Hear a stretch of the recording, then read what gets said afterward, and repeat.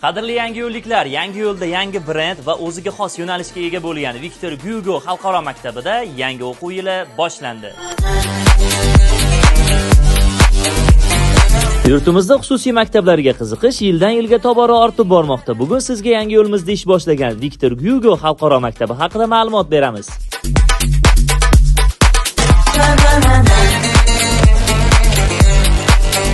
Maktabda o'quvchilar 1-sinfdan 11-sinfgacha ertalab soat 8:30 dan kechki soat 5 gacha ta'lim olishadi. Bu vaqt oralig'ida 3 mahal mazali taom maktab tomonidan beriladi. Victor Hugo maktabi Toshkent Fransuz alyansi markazi bilan hamkorlik qiladi. Markaz shtabi Parij shahrida joylashgan. Hamkorlik sabab markaz o'qituvchilari Victor Hugo maktabida ham dars berishadi va o'quvchilarni xalqaro sertifikatlarga tayyorlashadi. Fransuz tilidan TCF, DELF va DALF imtihonlariga, ingliz tilidan IELTS hamda SAT imtihonlariga o'quvchilarni tayyorlab borishadi. Batafsil ma'lumot uchun ekrandagi raqamlarga qo'ng'iroq qiling. Manzil Yangiyo'l shahar, xalq tili bilan aytganda massivdagi yangi domlari o'rtasida Victor Hugo. Hammalarni kutamiz.